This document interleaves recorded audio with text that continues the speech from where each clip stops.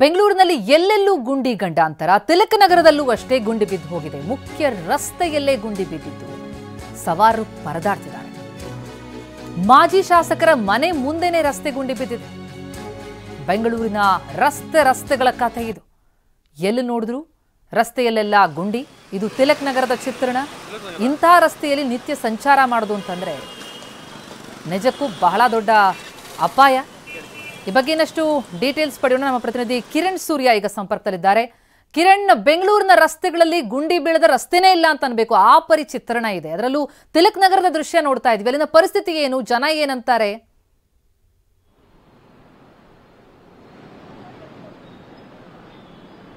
ಹೌದು ಪ್ರತಿಮಾ, ರಾಜಧಾನಿ ಬೆಂಗಳೂರಿನಲ್ಲಿ ದಿನದಿಂದ ದಿನಕ್ಕೆ ಗುಂಡಿಗಳ ಸಂಖ್ಯೆ ಹೆಚ್ಚಳವಾಗ್ತಾ ಇರುವಂತದ್ದು. ಆ ನಿಟ್ಟಿನಲ್ಲಿ TV9 ಕೂಡ ಏನ್ ರೋಡ್ ಗುರು ಅನ್ನುವಂತ ಒಂದು ಅಭಿಯಾನವನ್ನು ಮಾಡಿತ್ತು. ಆ ನಿಟ್ಟಿನಲ್ಲಿ ರಾಜ್ಯ ಸರ್ಕಾರ ಈಗಾಗಲೇ ಬೆಂಗಳೂರಿನಲ್ಲಿರುವಂತಹ ಸಾಕಷ್ಟು ಗುಂಡಿಗಳನ್ನ ಮುಚ್ಚಲಿಕ್ಕೆ ಮುಂದಾಗಿದ್ರು ಕೂಡ ಬಹುತೇಕ ಕಡೆಗಳಲ್ಲಿರುವಂತಹ ಗುಂಡಿಗಳನ್ನ ಇನ್ನೂ ಮುಚ್ಚಲಿಕ್ಕೆ ಮುಂದಾಗಿಲ್ಲ.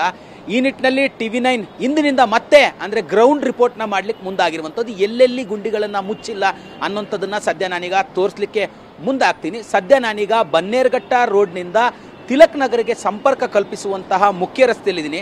ಇಲ್ಲಿ ನೋಡಿ ಪ್ರತಿಮಾ, ಎಷ್ಟು ಮಟ್ಟಿಗೆ ಅಂತ ಹೇಳಿದ್ರೆ ಇದು ಹೇಮಚಂದ್ರ ಸಾಗರ್ ಅಂದ್ರೆ MLA ಆಗಿದ್ದಂತಹ ಮಾಜಿ MLA ಮನೆ ಮುಂಭಾಗದ ಒಂದು ದೃಶ್ಯಾವಳಿಗಳಿದು. ಇದು ಅವರ ಮನೆ.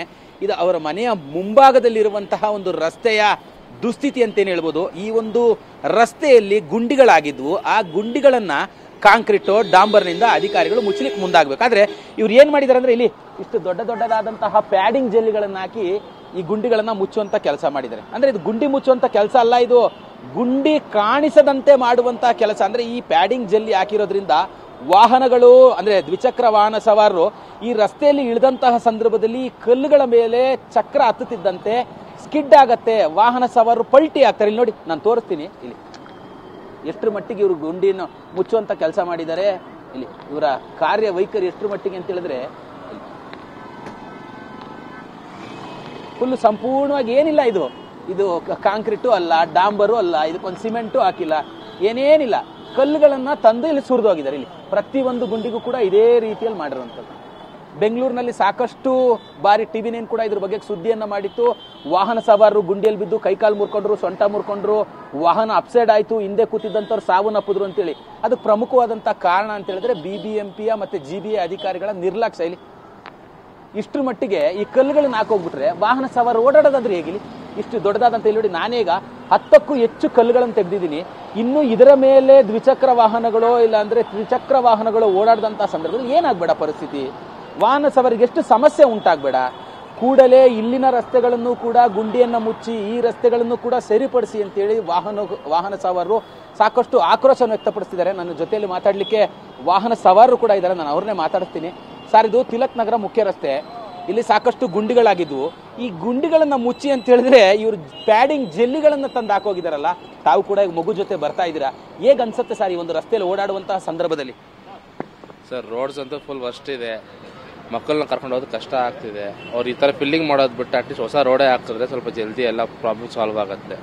ಸರ್, ಈಗ TV9 ಕೂಡ ನಿರಂತರವಾಗಿ ಬೆಂಗಳೂರಿನಲ್ಲಿರುವಂತಹ ಗುಂಡಿಗಳ ಬಗ್ಗೆ ಸುದ್ದಿಯನ್ನ ಮಾಡ್ತಿತ್ತು. ಏನ್ ರೋಡ್ ಗುರು ಅಂತ ಅಭಿಯಾನ. ಬೆಂಗಳೂರಲ್ಲಿ ಸಾಕಷ್ಟು ಕಡೆಗಳಲ್ಲಿ ಪಾಟೋಲ್ಗಳನ್ನ ಮುಚ್ಚುವಂತ ಕೆಲಸ ಮಾಡ್ತಿದ್ದಾರೆ. ಅಂದ್ರೆ ಬಹುತೇಕ ಕಡೆಗಳಲ್ಲಿ ಇನ್ನೂ ಕೂಡ ಪಾಟೋಲ್ಗಳನ್ನ ಮುಚ್ಚಿಲ್ಲ. ತಾವು ಎಷ್ಟು ದಿನಗಳಿಂದ ಈ ರಸ್ತೆಯಲ್ಲಿ ಓಡಾಡ್ತೀರಾ, ಈ ಕಲ್ಲುಗಳನ್ನ ಸುರಿದೋಗಿರೋಂಥದ್ರ ಬಗ್ಗೆ ತಮ್ಮ ಅಭಿಪ್ರಾಯ ಏನು ಸರ್?